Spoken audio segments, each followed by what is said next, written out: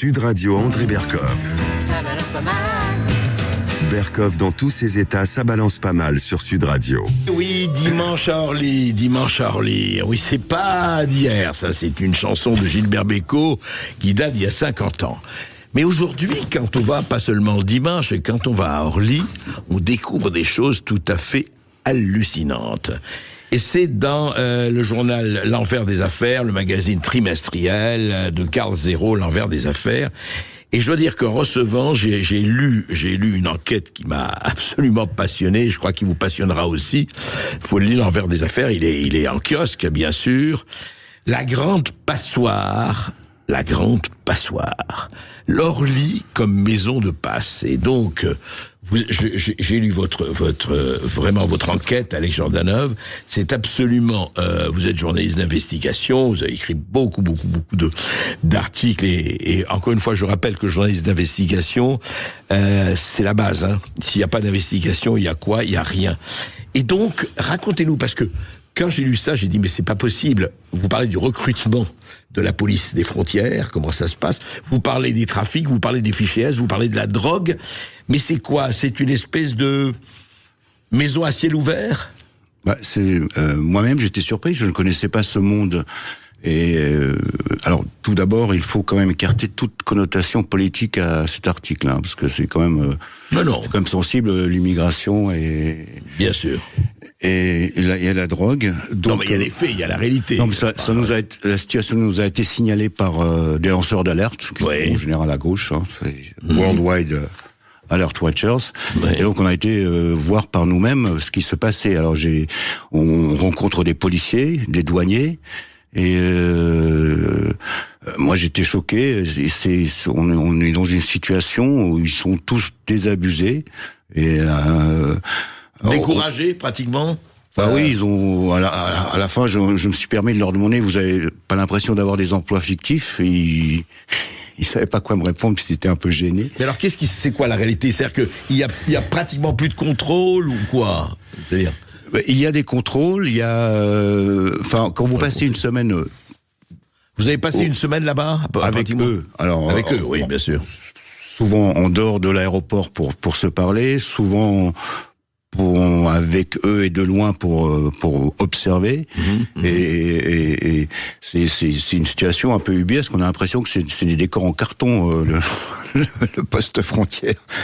Tout y passe. C'est-à-dire que c'est open bar, open free. Non, il y a des contrôles, mais bon, écoutez, il y a par exemple là le gouvernement a lancé un appel pour 200 nouveaux postes en prévision des Jeux. C'est bien police, l'air et des frontières, hein. Oui. C'est bien ça. Oui, alors 200 nouveaux postes, oui. Et alors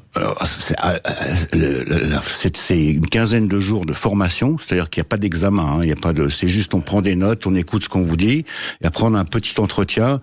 Alors aux personnes à qui on a parlé, qui ont passé ce concours, ça dure 15 minutes. Et c'est plutôt une conversation amicale qu'un examen. Et ce qui est totalement frappant, c'est qu'à l'arrivée, tout le monde reçoit une carte de police. C'est-à-dire que vous avez une carte de police comme les vrais policiers. Et c'est écrit en tout petit contractuel, mais c'est marqué PAF. C'est comme les vraies cartes de police. Mais attendez, ce qu'on leur demande, par exemple, à ceux qui viennent comme ça, diplôme, études, qu'est-ce que vous avez fait, etc. Oui, où est-ce que vous avez travaillé? Enfin, c'est pas très. On remplit son propre CV, on écrit une petite lettre de motivation et ça suffit pour l'entretien. Alors il y a moi j'ai vu des cas. Alors il y avait ils ont appelé ça des Turcs, mais en fait c'est des binationaux franco-turcs. Eux, ça les intéressait absolument pas d'être policiers. Tout ce qu'ils voulaient, c'était la carte de police. Donc ils allaient passer par le cycle de la formation alors comme il disait, pour pouvoir tourner tranquille en banlieue nord. Continuer leurs petites affaires. Mais en plus, ils n'ont pas besoin ils n'avaient pas besoin de travailler. Ils avaient une entreprise de BTP de 6 à 7 millions d'euros de chiffre d'affaires. Oui. Donc, c'était juste pour avoir la carte de police. Donc voilà, qu'on leur a donné. On en arrive à des situations ubuesques comme celle-ci et alors quand vous connaissez pas comme moi ce monde-là. Mais Alex Jordanov, attendez, une question. Mais quand vous dites, voilà, il passe un petit truc, on lui dit, c'est lui qui remplit son CV. À la limite, je dis pas que ça se passe. Il pourrait y avoir un fichier S qui pourrait avoir sa carte de police. Oui, bon, non, mais il y a des... Si on sait pas. Oui, mais ils arrivent plus ou moins à les écarter. Il y a un vague filtrage. Ouais. En tous les cas, des tagés, comme ils appellent ça des tagés, des gens inscrits au TAGE. C'est les antécédents judiciaires, le fichier.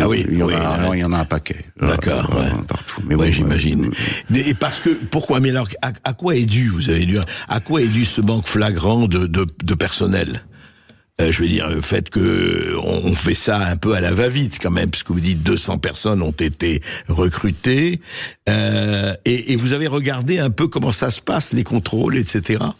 Oui, alors ils appellent ça des aubettes, c'est l'espèce de guérite qui vous arrive en préfabriqué quand vous arrivez pour présenter votre passeport. Il y a un petit ordinateur, etc. Donc, c'est comme hallucinant, ils ont même pas d'uniforme, ils ont un gilet police des frontières, et en dessous, du rose, du orange, certains le portent même pas, et ils sont pas forcément super outillés pour contrôler les passeports. Par exemple, un faux passeport, faut avoir de l'expérience, c'est pas, ils n'ont pas la formation pour voir ce que, Ils ont des logiciels, alors ça j'ai pas vérifié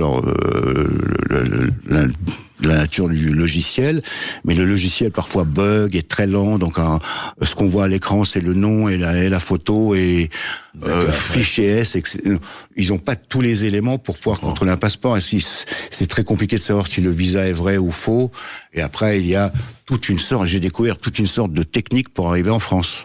Alors, décrivez-la. Comment ça se passe? Alors, il y a par exemple, en avion, c'est plutôt pour les gens fortunés, hein. Par exemple, pour ceux qui viennent en bateau ou ceux qui essaient d'aller en Angleterre en Zodiac, c'est plutôt pour les gens qui n'ont pas les moyens en avion. Par exemple, il y a des gens qui prennent l'avion d'Afrique, qui arrivent au Brésil, ils prennent un vol inter à l'Amérique du Sud jusqu'au Suriname. Après, il y a une petite frontière entre le Suriname et la Guyane, c'est un fleuve.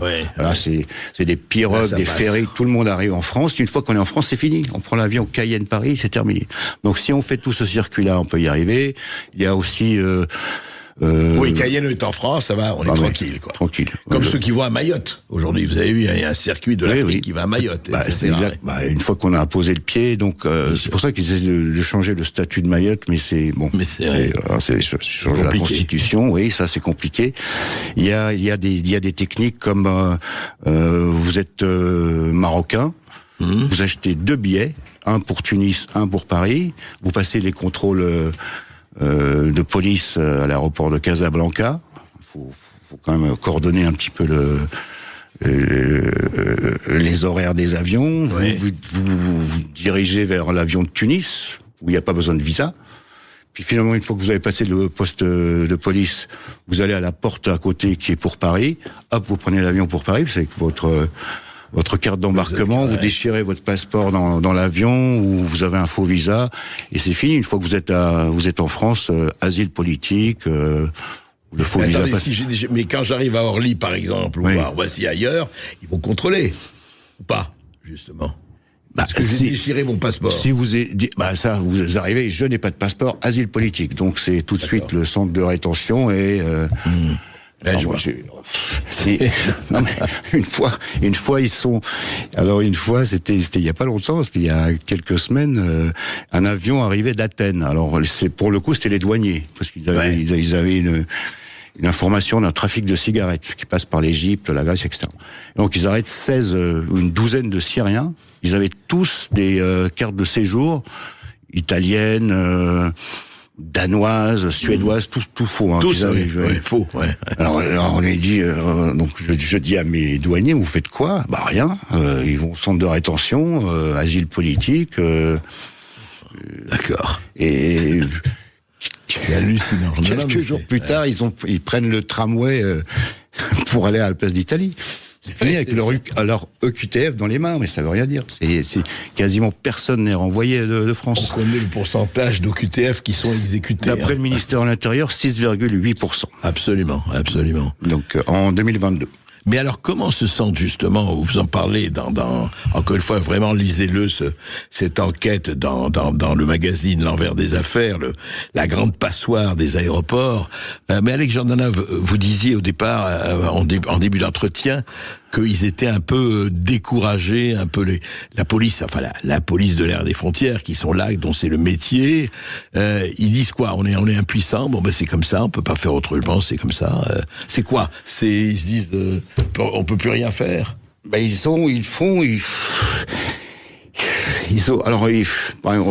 y a une autre situation. Oui. Il y a une autre situation qui illustre bien leur travail. Parfois, les avions ne se garent pas à la passerelle, ils se garent un peu plus loin et un bus vient vous chercher. Tout à fait. Donc, le bus, en fonction d'où vous venez, vous dépose en zone Schengen, c'est-à-dire pas de contrôle, ou en zone internationale. Ouais. Souvent, les bus chargés de passagers de zone non Schengen, vous déposent en zone Schengen. Alors, bon? Tout le monde passe, tout le monde est dans la rue. Par paresse ou ils font exprès? Dans les bus. Alors moi ils m'ont dit que quelqu'un prend un petit billet. Parfois, ils ont besoin de faire passer des copains, mais ça c'est bon. Ouais. Alors donc on les dépose en zone Schengen. Alors ils ont découvert ça parce que les passagers revenaient, parce qu'ils se disent mais comment ça, il n'y a pas de contrôle ici. Ils revenaient, ils voulaient leur tampon pour être en situation régulière. Et donc ils découvrent ça. Donc alors, ils font ce qu'ils appellent une brève. Et ça monte dans les hautes sphères de la hiérarchie. Et puis voilà, c'est terminé. Donc parfois il y a une enquête, parfois il y en a pas. Enfin, et donc, au bout de plusieurs années de ce travail-là, ils sont fatigués, ils sont vraiment désabusés. Bien sûr. Et puis, il y a la frontière, c'est quand même aussi la drogue. Ça c'est ubuesque. Oui, vous en parlez, c'est incroyable. Alors, et juste un mot avant, on va passer juste un mot avant les... Non, mais c'est passionnant. Qu'est-ce qui se passe avec la drogue, ou qu'on avale, qu'on injecte, qu'on fait extraire, on sait comment? Racontez-nous, en tout cas, un exemple de... Alors, ce qui s'est passé, c'est que les Hollandais ont resserré les boulons à l'aéroport d'Amsterdam, puisque avant c'était une entrée première de la cocaïne, en provenance d'Amérique du Sud.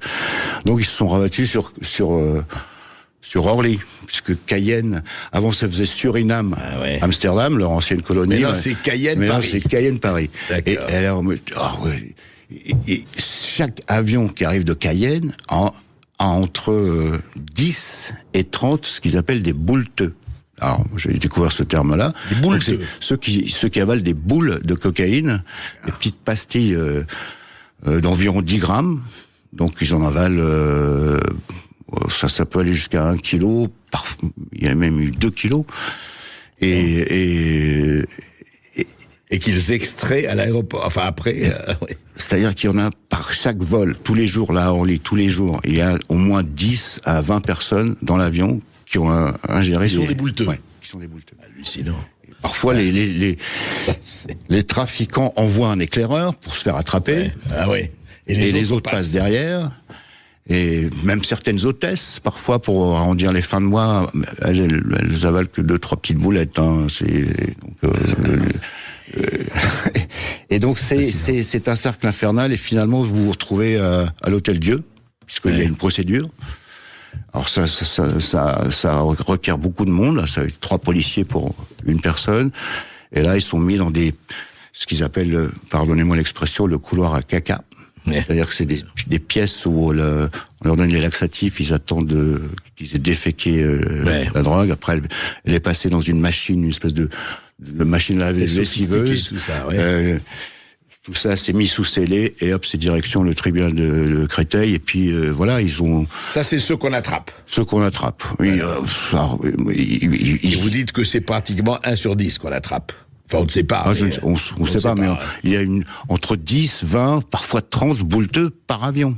Et il y en a du Cayenne-Paris, il y en a 2 par jour. Non. Alex Jordanov, merci vraiment en tout cas, c'est passionnant cette enquête. On voit, voilà, c'est la face cachée du dimanche à Orly. Vous voyez, c'est plus le dimanche qu'on connaît, c'est d'autres dimanches. Merci. Merci beaucoup d'avoir été avec nous. Et on rappelle que l'envers des affaires est toujours disponible en kiosque ou chez votre marchand de journaux. On marque une courte pause sur Sud Radio et on revient dans un instant pour les perles, les huées, les bravos. À tout de suite. Sud Radio Berckhoff dans tous ses états. Appelez maintenant pour réagir 0826 300 300.